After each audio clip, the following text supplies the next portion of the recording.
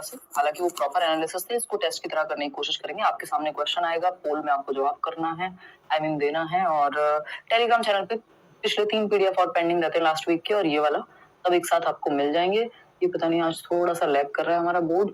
और इसके अलावा अगर मैं बात करूं तो ये सीटेट का बैच है, करियर में लैब पे। अच्छा, एक और चीज मुझे आपको बतानी थी, आज ही मैं सोच रही थी, मेरे दिमाग में आया।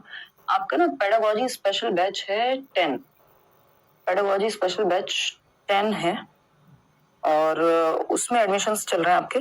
काफी दिनों से ओपन थे, तो आज ही मेरा ध्यान गया। ये लास्ट वीक है ना?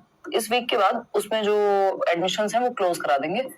फिर सीटेट के बाद ही या कोई एग्जाम आएगा तब आपका वो बैच ओपन होगा। तो ये लास्ट वीक है। अगर किसी को पेडागोजी पढ़नी है डिटेल में देश भर में किसी भी एग्जाम को लेकर के, सीटेट वाले इसको अवॉइड करें, क्योंकि सीटेट के लेवल से थोड़ी ज्यादा पेडागोजी, इसमें सिलेबस भी काफी रहता है ना? उसके अलावा अगर आप किसी भी एग्जाम की तैयारी कर रहे हैं, किसी भी स्टेट के टेट की, जहां पेडागोजी पूछी जाती है, तो पेडागोजी इन डिटेल में इस बैच में डिस्कस करती हूँ। आप करियरविल ऐप डाउनलोड करके वेबसाइट से जाके अगर लेंगे तो आपको एक्स्ट्रा डिस्काउंट भी मिल जाएगा। तो ये हुई एक बेसिक सी बात जो मुझे बतानी थी। मतलब आज मंडे है, 13 तारीख है, और नेक्स्ट मंडे तक आपकी जो एडमिशन है वो क्लोज हो जाएंगे। मतलब 20 तारीख तक मैक्स टू मैक्स आप मान के चलो। तो जिनको एनरोल करना है वो कर लीजिएगा, क्योंकि ये बात मैं बताती नहीं हूँ कई बार, तो कई लोगों को पता ही नहीं चलता। इसके अलावा सीटेट के बैच में तो एडमिशन आपके ओपन ही है। मैं वहाँ सीडीपी ले रही हूँ, बाकी टीचर्स अपना बाकी चीजें जो अलग अलग सब्जेक्ट्स हैं आपके, और करियरविल वेबसाइट से इसको लीजिएगा, एक्स्ट्रा डिस्काउंट आपको अवेल हो जाएगा। आते हैं अपने क्वेश्चंस पे। 30 क्वेश्चंस हैं, फटाफट करेंगे, समझते हैं कहानी क्या है। क्वेश्चन नंबर 1, पोल में देंगे आप जवाब। 7 बजे का अपना टाइम है, जिन लोगों को नहीं पता है ना। और स्टार्ट करें, मतलब कंटिन्यू करें। चलिए, आज क्लास क्यों नहीं लिया आपने? यार मेरी तबीयत बहुत अच्छा मैं महसूस नहीं कर रही थी। ये तो मैं बोर हो गई हूँ, क्योंकि सैटरडे संडे भी ऑफ था, और वो ऐसे बीमार बीमार सा फील करके, क्योंकि थोड़ा आयरन हीमोग्लोबिन ये सब कम है, तो थोड़ा ठीक हो जाएगा। अभी क्या है ध्यान रखना वापस से। तो सैटरडे संडे भी क्लास ऑफ थी, मंडे आज मैंने वो वाली क्लास भी ऑफ कर दी आपकी बैच की। तो मैं एकदम बोरियत महसूस कर रही थी कि मतलब कुछ तो मैंने सोचा ये वाली क्लास ले लेती हूँ यूट्यूब पे, तो एटलीस्ट कल ले लेंगे बैच में class. Which of the following is an example of fine motor skill? आपको पता है गर्लफ्रेंड यानी GF से हमने याद कराया हुआ आपको। ग्रॉस मोटर स्किल्स होती हैं जिसमें बड़ी मांसपेशियों का स्थूल गतिक कौशल कहते हैं, बड़ी मांसपेशियों का प्रयोग होता है। और दूसरी होती है फाइन यानी सूक्ष्म गतिक कौशल, जिसमें छोटी मांसपेशियां जैसे आपकी हाथों की उंगलियों की मसल्स और आपकी आंखों के साथ कोऑर्डिनेशन, ये सब यूज होता है। जैसे लिखने में, राइटिंग में, इन सब में, राइटिंग है, ड्राइंग है, पेंटिंग है ना, इन सब में क्या है? Fine motor skills. दौड़ने, भागने, उछलने, कूदने, रनिंग, जंपिंग, स्विमिंग, है ना, इन सब में क्या होगा आपका? ग्रॉस मोटर स्किल्स, क्योंकि बड़ी मांसपेशियां ज्यादा यूज में आती हैं। ऐसा नहीं है स्विमिंग की अगर हम बात करेंगे तो आपके हैंड्स भी यूज हो ही रहे हैं, या फिर अगर हम बात करेंगे किसी और भी चीज की, जैसे ड्राइविंग को लेके कई लोगों को लगता है कि ड्राइविंग फाइन है कि ग्रॉस है, तो ड्राइविंग में आपकी आंखें भी देख रही है, लेकिन मुख्य काम जो है आपकी लेग्स और आपके हैंड्स का है, या आर्म्स का है अगर मैं कहूँ तो इसलिए वो ग्रॉस मोटर में चली जाती है। फिर तो रनिंग ऑन बोर्ड, रनिंग में बड़ी मांसपेशियां यूज होंगी, तो ग्रॉस मोटर स्किल्स। स्विमिंग में अगेन आपकी बिना आपकी थाई मसल्स के, यानी आपकी लेग्स के और आपके हैंड्स आर्म्स के, है ना, तो बड़ी मांसपेशियों का प्रयोग यहाँ ज्यादा है, तो ये भी ग्रॉस में चला गया। पुटिंग बीड्स इन अ थ्रेड, ये कई बार अलग अलग तरीके से पूछा जा चुका पेपर में। 86% लोग सही जवाब इसीलिए दे पा रहे हैं। धागे में मोती प्रोना, वो होता है ना जब आपने देखा होगा अपने आसपास जो आपके घर के बड़े होते हैं, तो अगर कोई सिलाई कढ़ाई बुनाई करता है, स्पेशली सिलाई करने में, तो आपकी दादी, आपकी नानी आपको कह सकती हैं, इवन मम्मियां भी आपकी कहेंगी कि यार इस सुई में ना धागा पिरोना है, मान लो। आजकल तो पता नहीं नई नई तरह की मशीन आ गई हैं, कितने लोग ये करते होंगे, बट जब हम छोटे थे तब होता था ये कि तुम्हारी बच्चों की नई आंखें हैं तो एक काम करो, मतलब ज्यादा अच्छी तुम्हारी आईसाइट है, यानी तुम्हारा फाइन मोटर स्किल्स बेटर है अभी, तो क्या कर सकते हैं, एक एज के बाद, 3 साल के बच्चों को नहीं कहेंगे ऑफकोर्स ये बात, तो आप वो सुई में धागा पिरोना भी क्या है, एक तरह से फाइन मोटर स्किल है। उसी तरह से आप एक धागे में मोती पिरो रहे हैं तो वो भी फाइन मोटर स्किल्स है। सिलाई कढ़ाई बुनाई, आंखों में आईलाइनर काजल, ये सब भी लगाना क्या है? फाइन मोटर स्किल्स है ना। किकिंग अ फुटबॉल, फुटबॉल किक करने में आपकी लेग्स की मसल्स यूज हो रही हैं, तो वो ग्रॉस मोटर स्किल्स है। तो बाकी के तीनों ग्रॉस मोटर हैं, एक ही है फाइन मोटर स्किल का उदाहरण जो है थर्ड ऑप्शन। चलिए आगे बढ़ते हैं क्वेश्चन नंबर 2 पर। ये क्वेश्चन फिक्स्ड हैं, बहुत बार आते हैं और लगभग हर जगह पे आते हैं, तो इनको हम इग्नोर नहीं कर सकते। Cephalocaudal principle of development suggest that development proceeds from, जो विकास का शीर्षगामी, शीर्ष मतलब सर की बात हो रही है, सिंपल समझ जाइए आप, शीर्षगामी यानी सेफेल, सेफेल का मतलब ही आपको बताया है ब्रेन या खोपड़ी आपकी, ठीक है ना। तो सेफेलोकॉर्डल यानी सर से पैर, ठीक है, सर से पैर, बिल्कुल सही जवाब आप लोग अपने आप दे रहे हैं, इसमें क्या ही एक्सप्लेन करें। Head to toe, head to toe यानी सर से पैर की ओर कंट्रोल जा रहा है। बच्चा पहले अपना सर संभालना सीखता है, फिर क्योंकि छोटे बच्चे फिर गर्दन संभालना सीखता है। छोटे बच्चे की गर्दन पे भी आप हाथ लगा के उसको उठाते हैं, जब गोदी में भी लेते हैं, क्यों? क्योंकि अभी सर से पैर की तरफ कंट्रोल जा रहा है ना। फिर वो ये वाला पार्ट, फिर वो खड़े होना सीखेगा, फिर चलना सीखेगा, बैठना सीखेगा उससे भी पहले। तो सर से पांव की ओर जो है दिशा रहती है, ये विकास की दिशा है ना। किसकी दिशा है? डायरेक्शन ऑफ डेवलपमेंट, जिसमें दो दिशाएं आती हैं। ये प्रिंसिपल है दिशा का, एक है सेफेलोकॉर्डल और दूसरा है आपका प्रॉक्सिमो डिस्टल, जिसको समीपस्थ दूरस्थ विकास कहते हैं, जिसको हम सेंटर टू एक्सट्रीमिटीज कहेंगे। उल्टा कर दिया उन्होंने, एक्सट्रीमिटीज टू सेंटर कुछ नहीं होता है ना, स्पेसिफिक टू जनरल कुछ नहीं होता, जनरल टू स्पेसिफिक होता है, सिंपल टू कॉम्प्लेक्स होता है। तो बाकी के तीन तो वैसे ही इतने फालतू के उदाहरण हैं कि जो पॉसिबल भी नहीं है ना। चलिए क्वेश्चन नंबर 3 पर चलते हैं और समझते हैं। सोशलाइजेशन से एक क्वेश्चन आना ही निश्चित है, फिक्स है बिल्कुल। डैश इज अ प्राइमरी यानी प्राथमिक सामाजिकरण का कारक है और कौन सा सेकेंडरी यानी गौड़ सामाजिकरण का कारक है। सामाजिकरण क्या होता है? समाज में रहने के तौर तरीके, सोशल स्किल्स सीखना सामाजिकरण है। ठीक, कि आप अडॉप्ट करते हैं इस प्रक्रिया के माध्यम से कि समाज में कैसे रहेंगे। ठीक, फटाफट से बताइए और जवाब दीजिए कि प्राइमरी सोशलाइजेशन का उदाहरण। पहला ऑप्शन है इमीडिएट नेबरहुड, जो आसपास का एकदम नजदीकी पास पड़ोस है, एकदम जो सब आप बिल्कुल पास में रह रहे हैं जहां। ठीक, मास मीडिया, मास मीडिया क्या है? आपका टेलीविजन हो सकता है, आपका न्यूज़पेपर हो सकता है, आज की डेट में आपका कोई और यूट्यूब चैनल पे अगर आप न्यूज देख रहे हैं, या फिर इवन फोन भी आपका कोई ऐप यूज कर रहे हैं, इवन अगर हम अभी बात कर रहे हैं, तो ये सब कुछ आपका मास मीडिया में आ जाएगा। प्रिंट मीडिया, प्रिंट मीडिया में स्पेशली न्यूज़पेपर हो गया, रिलीजियस ऑर्गेनाइजेशंस हो गई। अब देखो प्रिंट मीडिया भी सेकेंडरी है और रिलीजियस ऑर्गेनाइजेशन में क्या आ जाएगा? मंदिर, मस्जिद, गुरुद्वारा, व्हाटएवर, तो वो भी सेकेंडरी हो गए। दोनों सेकेंडरी हो गए। दोनों सेकेंडरी नहीं, हमें एक प्राइमरी चाहिए पहले और फिर सेकेंडरी चाहिए। ठीक, स्कूल कभी भी प्राइमरी नहीं हो सकता, तो पहले हमको प्राइमरी ढूंढना था, ये उल्टा कर दिया, फैमिली सेकेंडरी होती है। फैमिली सेकेंडरी कैसे हो जाएगी भाई? तो पहला ऑप्शन आपको फैमिली होता, अगर ये ऐसे होता कि फैमिली पहले होती स्कूल बाद में होता, तो यही सही हो जाता, लेकिन यहाँ नहीं हो सकता। फिर है लॉ और न्यूज़पेपर, दोनों सेकेंडरी हैं, द्वितीयक कारक हैं।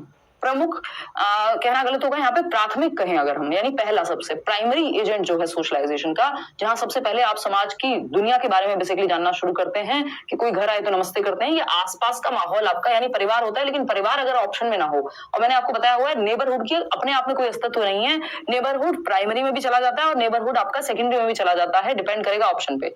अगर फैमिली के साथ नेबरहुड आ जाए तो वो कई बार प्राइमरी में चला जाता है। तो इमीडिएट नेबरहुड, अगर हम गांव की बात करें तो वहां तो पूरे गांव को, आपको आसपास के सारे घरों की सारी स्टोरीज पता होती हैं, है ना, और सबको सबके बारे में पता होता है। सब आप अगर आपके पड़ोसी हैं तो आप उनको भी दादाजी बोल रहे हैं, अपने दादाजी को भी दादाजी बोल रहे हैं, तो एक तरह की फैमिली ही हो जाती है। तो उस केस में जो इमीडिएट नेबरहुड है वो क्या हो गया? प्राइमरी हो गया। ठीक, और क्योंकि फैमिली का ऑप्शन ही नहीं है डायरेक्ट, और मास मीडिया तो आपका जाएगा ही सेकेंडरी में, तो फर्स्ट ऑप्शन ही यहाँ सही बनता है। इतनी बात क्लियर है? चलें आगे। बहुत बढ़िया। क्वेश्चन नंबर 4, पियाजे के बारे में क्वेश्चन है, फटाफट से पढ़िए और जवाब दीजिए। क्या कहते हैं भाई? जीन पियाजे के संज्ञानात्मक विकास के सिद्धांत के अनुसार, यानी according to Jean Piaget's cognitive development theory, at which stage children's thinking becomes scientific, बच्चे का चिंतन वैज्ञानिक चिंतन बन जाता है, वो कौन सा स्तर है? आपको पता है पियाजे की 4 स्टेजेस हैं, ये बिल्कुल एग्जैक्टली ऐसी लिखी हुई है, SPCF। ठीक है, ये एक छोटा सा शॉर्टकट है जो आपको याद कराया हुआ है। ये क्या है? जन्म से 2 वर्ष सेंसरी मोटर, 2 से 7 प्री ऑपरेशनल, 7 से 11 कॉन्क्रीट ऑपरेशनल मूर्त संक्रियात्मक, एंड 11 एंड अबव हो जाएगा औपचारिक या फिर फॉर्मल ऑपरेशनल। हमेशा आता है क्वेश्चन। अब इसमें आप लोग कंफ्यूज हो रहे हैं। देखिए साइंटिफिक थिंकिंग, लॉजिक पहली बार आया है कॉन्क्रीट में, लेकिन ये लॉजिक पूरी तरह से साइंटिफिक नहीं है, क्योंकि ये अमूर्त तरीके से नहीं सोच सकता बच्चा। यहाँ कॉन्क्रीट ऑपरेशन में ना तो उसमें एब्स्ट्रैक्ट थिंकिंग आई, अमूर्त चीजों के बारे में सोचना, ना ही उसके अंदर अभी डिडक्टिव लॉजिक आया है, यानी वो सिर्फ इंडक्टिव लॉजिक उसके अंदर आया है, इंडक्टिव रीजनिंग के, वो उदाहरण से नियम की ओर जा पाएगा, लेकिन नियम से उदाहरण की ओर वो डिडक्टिव लॉजिक या रीजनिंग फॉर्मल ऑपरेशनल में आएगी। तो साइंटिफिक थिंकिंग के लिए डिडक्टिव रीजनिंग भी आनी चाहिए, आपको कोई थियरम है, क्या हुआ था, कौन सी थियरी कैसे प्रूव हुई थी, है ना। और क्या है आपका, अगर मैं बात करूं दूसरी चीज की, तो वो है एब्स्ट्रैक्ट थिंकिंग, अमूर्त चिंतन, जो चीज सामने नहीं है उसके बारे में भी सोच पाना, है ना। तो वो क्या होता है, फिजिक्स में लोग अज्यूम करेंगे चीजें बहुत सारी, है ना। एक बेसिकली थिंकिंग आपकी एक नेक्स्ट लेवल पे चली जाएगी, जरूरी नहीं है कॉन्क्रीट ही रहेगी। कॉन्क्रीट में क्या होता है, जो चीजें सामने हैं, जैसे ये पेन सामने है, इसके बारे में समझ जाएंगे बच्चे अगर आप दिखा दोगे फटाफट से। लेकिन कोई एक थियरी है, कोई एक ऐसा कॉन्सेप्ट है जो साइंटिफिकली, जिसमें थिंकिंग जो है आपकी, जो सामने चीजें नहीं है उसके बियॉन्ड आपको इमेजिन करके भी सोचना पड़ सकता है। ठीक, तो वो औपचारिक संक्रियात्मक है। इस बार एक क्वेश्चन आया था फॉर्मल ऑपरेशनल को लेके, और ये आपकी टीनेज के आते आते और टीनेज से अडल्टहुड के बीच में जो है डेवलप होती है साइंटिफिक थिंकिंग जो है। अगर मैं बात करूं, इस बार क्वेश्चन आया था कि थिंकिंग अबाउट सिंबल्स के बारे में सिंबल सोच पाना, कुछ तो इस तरह का एक क्वेश्चन था जिसमें साइंटिफिक थिंकिंग लग रही थी कि सिंबल्स को सिंबल्स की जगह पे यूज कर पाना, using symbols for symbols.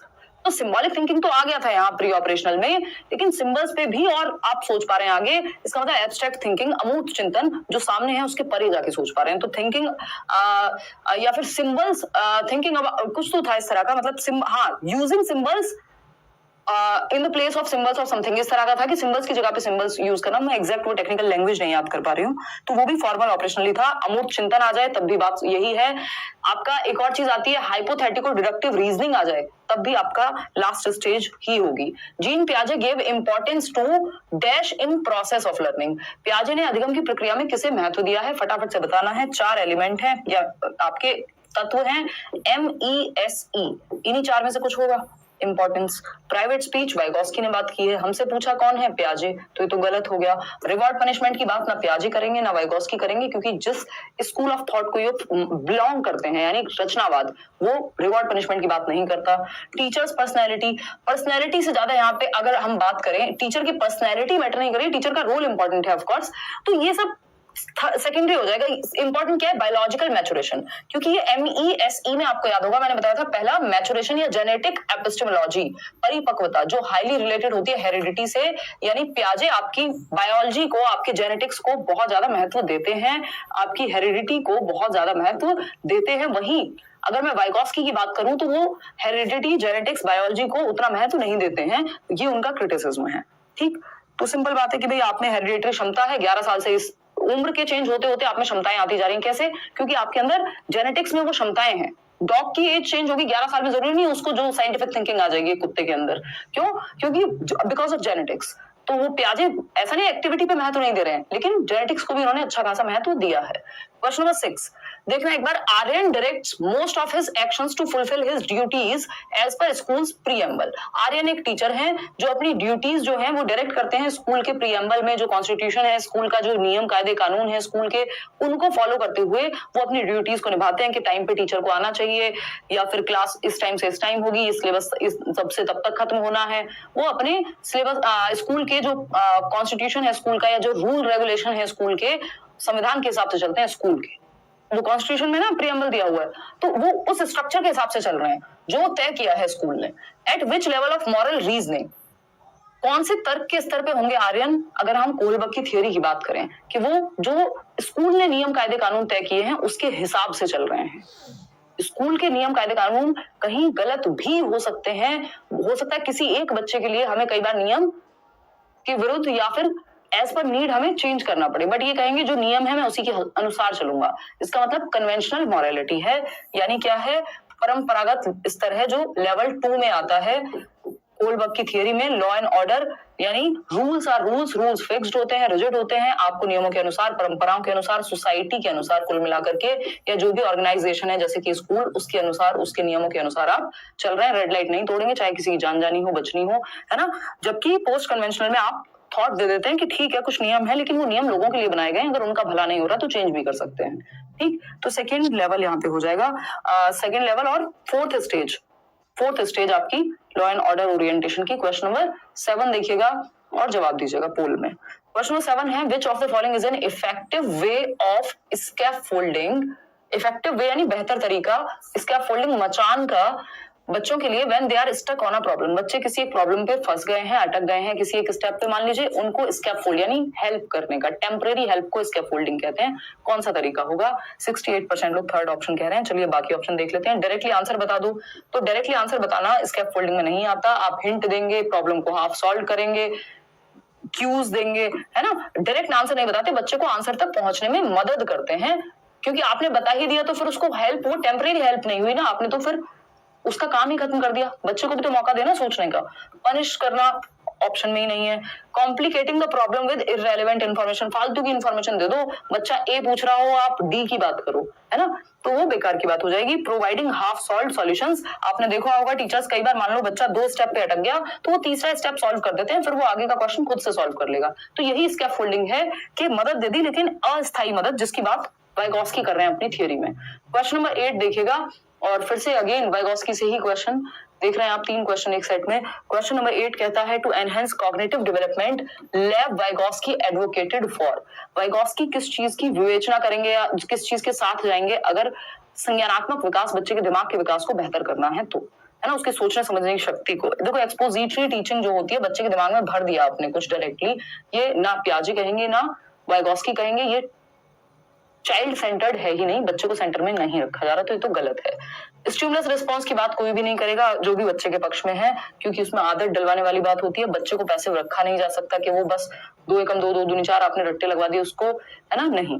Assisted learning, बच्चा एक ही जगह पे एक्टिव है, जहां एक्टिव है बच्चा वो बेहतर ऑप्शन है। समर्थित अधिगम, यानी कोई इसको 2 तरीके से किया जा सकता है, या तो टीचर असिस्ट करे जहां जरूरत है, बच्चे के दोस्त भी उसको मदद कर सकते हैं, असिस्ट कर सकते हैं, है ना। वर्ड होता है ना असिस्टेंट, वर्ड हम यूज करते हैं पर्सनल असिस्टेंट, कोई किसी का पीए है तो वो क्या कर रहा है, हेल्प ही तो कर रहा है व्यक्ति को उस काम में, ठीक है ना। तो ये टीचर हेल्प कर सकते हैं, असिस्टेंस मिल सकती है टीचर से, पीयर्स बच्चे के साथी समूह, कोई दोस्त हेल्प कर सकता है किसी क्वेश्चन पे अटके तो बेसिकली उसको असिस्टेंस मिलेगी। असिस्टेड लर्निंग की बात वाइगॉस्की करते हैं, पियाजे नहीं है सच, ठीक है। चलिए खैर क्वेश्चन नंबर 9 पे चलेंगे। प्रोग्रेसिव एजुकेशन पे क्वेश्चन है, जॉन डुई को याद कीजिए, child centred and progressive education chapter है आपका। प्रगतिशील शिक्षा, लर्निंग बाय डूइंग, करके सीखना, बच्चा सेंटर में है। प्रेजेंट लाइफ के लिए बच्चा सीखता है, यहाँ पे एजुकेशन इज लाइफ इटसेल्फ, ये कहा है प्रोग्रेसिव एजुकेशन में जॉन डुई ने कि जो शिक्षा है वो जीवन है या वर्तमान जीवन के लिए सिखाइए, है ना। और प्रेजेंट लाइफ के लिए सीखेगा बच्चा यहाँ पे, वर्तमान जीवन के लिए, ठीक। जो भी सोशल प्रॉब्लम्स हैं उन सबको सॉल्व कर पाएगा, ग्रुप में सीखेगा, बच्चा एक्टिव हुआ कुल मिलाकर के। स्टूडेंट्स एक्टिवली पार्टिसिपेट या students as active participants in knowledge construction, बात सही है। Teachers as the foremost source of knowledge, नहीं, बच्चा और टीचर दोनों एक्टिव हैं तभी चाइल्ड सेंटर्ड है। स्टूडेंट्स पैसिव हैं, बच्चों को पैसिव आप नहीं रख सकते, बच्चों को एक्टिव रखना है। पैसिव का मतलब है बस वो बैठा हुआ है, चाहे नींद आ जाए पीछे सो जाए, वो बच्चे को आप इन्वॉल्व नहीं कर रहे हैं।